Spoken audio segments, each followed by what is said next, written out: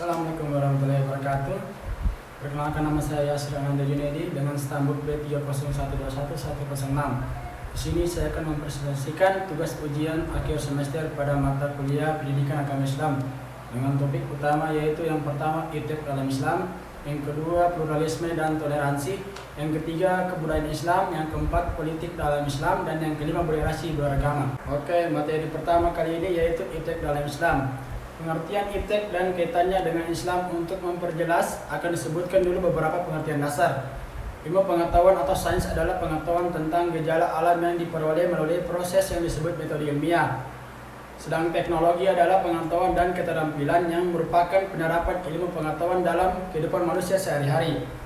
Perkembangan ijtihad adalah hasil dari segala langkah dan pemikiran untuk memperluas, memperdalam, dan mengembangkan ijtihad. Kedudukan ijtihad dalam pandangan Islam yaitu umat Islam boleh memanfaatkan ijtihad jika telah dihalalkan oleh syariat Islam. Sebaliknya, jika suatu aspek ijtihad dan telah diharamkan oleh syariah, maka tidak boleh umat Islam memanfaatkannya, walau menghasilkan manfaat sesaat memenuhi kebutuhan manusia. Islam menyikapi ijtihad sebagai seorang muslim.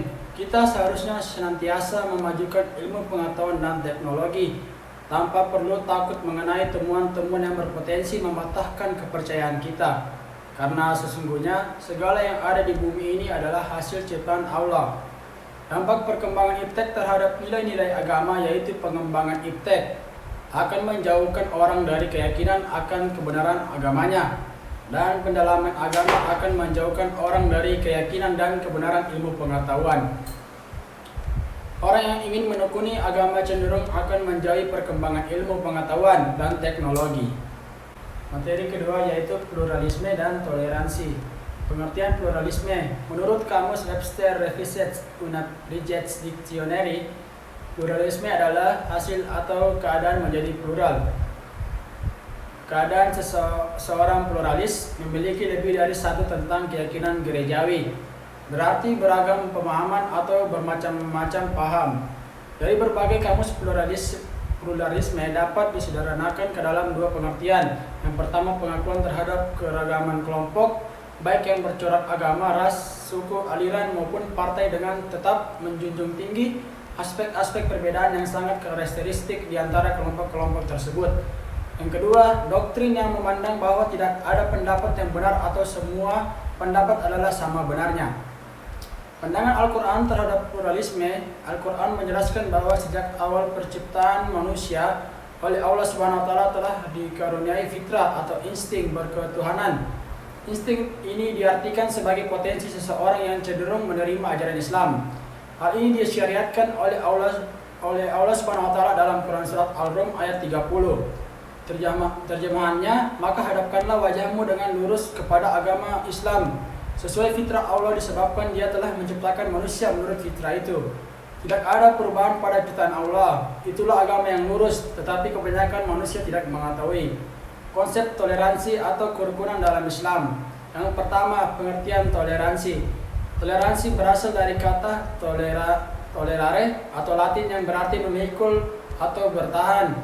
Toleran dalam pengertian ini dimaksudkan untuk saling tolong-menolong walaupun pekerjaan itu tidak disukai, atau memberi tempat kepada orang lain sekalipun keduanya tidak sependapat seagian. Karena itu, toleransi adalah sebuah sikap kerelaan untuk menerima kenyataan bahwa ada perbedaan keyakinan di antara pemeluk agama di dunia ini. Toleransi beragama dalam pandangan Al-Quran tidak pernah menyinggung kata toleransi secara tersurat atau eksplisit, sehingga tidak ditemukan kata tersebut termaktub di dalamnya. Namun secara tersirat, Al-Quran telah secara jelas dan gambling telah menyinggung konsep toleransi dengan segala batasan-batasannya. Oleh karenanya, ayat-ayat yang menjelaskan tentang konsep toleransi dapat menjadi rujukan guna mengimplementasikan toleransi dalam kehidupan masyarakat. Toleransi inti umat Islam, agama Islam sebagai agama terakhir yang diturunkan ke muka bumi ini, tidak hanya mengajarkan toleransi antar umat beragama yang berbeda keyakinan, tapi tak kalah pentingnya adalah agama yang membawa ajaran persaudaraan atau ukhuwah di kalangan sesama pemeluk agama Islam. Persaudaraan atau ukhuwah merupakan salah satu ajaran yang mendapat perhatian penting dalam Islam. Materi ketiga yaitu kebudayaan Islam. Pengertian kebudayaan Islam, arti kebudayaan dalam Islam terdapat beberapa akronim, diantaranya disebut al-saqafah yang berarti pandai dalam memahami sesuatu.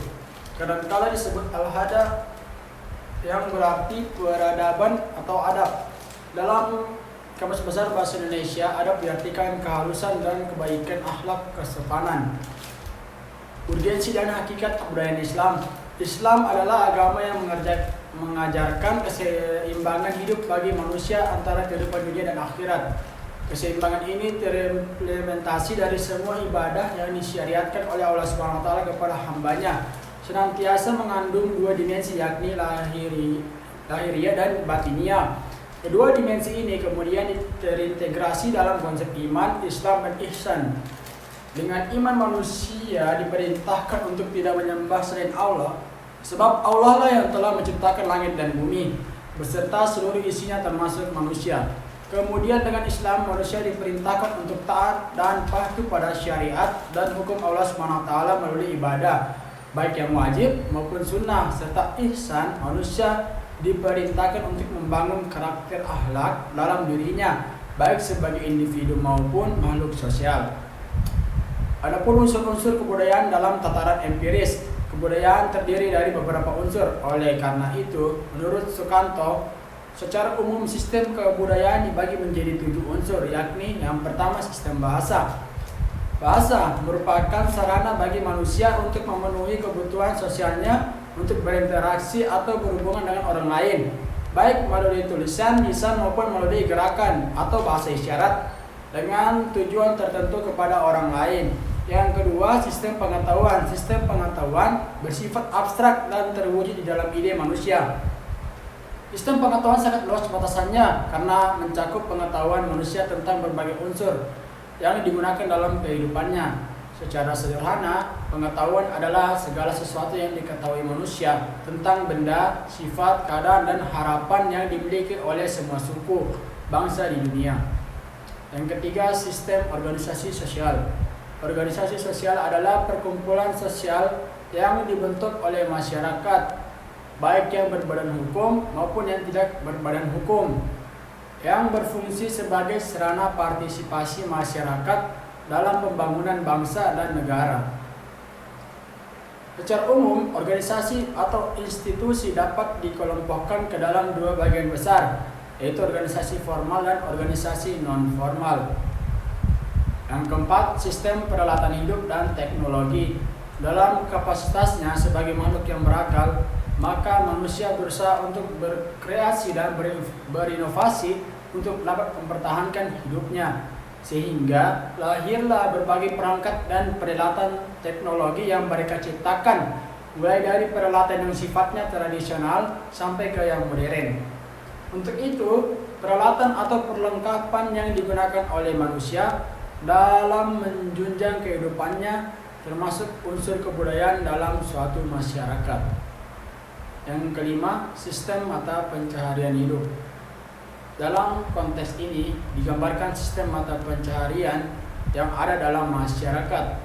Mata pencaharian manusia sangat beragam, mulai dari nelayan, pertanian, buruh, pendidik, seniman, dan sebagainya. Kesemua ini merupakan bagian dari cara manusia untuk memenuhi kebutuhan hidupnya dalam bidang ekonomi. Yang keenam, sistem religi. Pemahaman terhadap agama atau religi bukanlah sesuatu yang mudah, sebab dalam keseharian agama disamakan dengan kepercayaan dan atau kebiasaan dalam masyarakat tertentu. Kemudian diwariskan secara turun-temurun. Namun yang jelas, agama adalah sebuah keniscayaan bagi manusia. Sebab tanpa agama, manusia akan sulit melakoni hidupnya dengan terarah.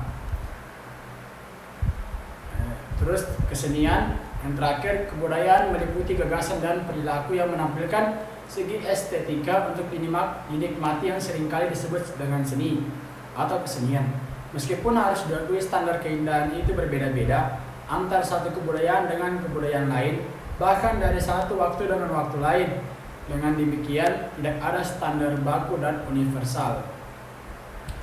Adapun dasar-dasar kebudayaan Islam.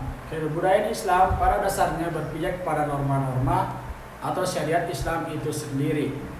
Artinya, agar suatu kebudayaan tidak hilang arah dalam praktiknya, maka setiap budaya sejatinya harus berpijak pada nilai-nilai Islam. Dasar kebudayaan Islam tersebut diantaranya yang pertama tauhid, yang kedua ajaran Islam bersifat aktual, yang ketiga Islam menghormati akal manusia, yang keempat Islam mendorong pemeluknya untuk menuntut ilmu, yang kelima Islam menyuruh pemeluknya untuk menjaga lingkungan sosial, yang keenam Islam menyuruh pemeluknya untuk berhati-hati dalam menerima informasi. Materi keempat yaitu politik dalam Islam. Pengertian politik dalam Islam, secara etimologi kata politik berasal dari bahasa Yunani, yaitu dari perkataan polis yang mempunyai arti kota dan negara. Kata polis tersebut berkembang menjadi kata lain seperti politis yang berarti warga negara dan politikus yang berarti kewarganegaraan. Cita-cita politik seperti yang dijanjikan Allah Subhanahu wa taala kepada orang-orang beriman dan beramal soleh dalam Al-Quran adalah yang pertama, terwujudnya sebuah sistem politik, yang kedua, berlakunya hukum Islam dalam masyarakat secara mantap, dan yang ketiga, terwujudnya ketentraman dalam kehidupan masyarakat. Islam memang memberikan landasan kehidupan umat manusia secara lengkap, termasuk di dalamnya kehidupan politik. Tetapi Islam tidak menentukan secara konkret bentuk kekuasaan politik seperti apa yang diajarkan dalam Islam. Itulah sebabnya terjadi perbedaan pendapat di kalangan umat Islam dalam merumuskan sistem politik Islam. Nilai-nilai dasar politik dalam Al-Quran. Al-Quran sebagai sumber ajaran utama, dan pertama, agama Islam mengandung ajaran tentang nilai-nilai dasar yang harus diaplikasikan dalam pengembangan sistem politik Islam. Nilai-nilai dasar tersebut adalah yang pertama, kemestian mewujudkan persatuan dan kesatuan umat. Yang kedua, kemestian bermusyawarah dalam menyelesaikan masalah, baik masalah ijtihad atau masalah dia. Yang ketiga, kemestian mentaati Allah dan Rasulullah dan uli al-amri atau pemegang kekuasaan. Dan yang terakhir, keniscayaan mendamaikan konflik antar kelompok dalam masyarakat Islam. Oke, materi kita terakhir yaitu moderasi beragama. Moderasi beragama adalah cara pandang dalam beragama secara moderat, yakni memahami dan mengamalkan ajaran agama dengan tidak ekstrim, baik ekstrim kanan atau pemahaman agama yang sangat kaku maupun ekstrim kiri atau pemahaman agama yang sangat liberal. Nilai-nilai moderasi diantaranya yaitu indikator moderasi beragama secara umum, yakni tawasud atau pertengahan, tasamuh atau toleran, tawazun atau seimbang, i'tidal atau konsisten, tegas dan berlaku adil. Oke, baiklah, sekian pemaparan materi dari saya. Apabila ada salah kata, mohon dimaafkan. Wabillahi taufiq wal hidayah. Wassalamualaikum warahmatullahi wabarakatuh. Dadah.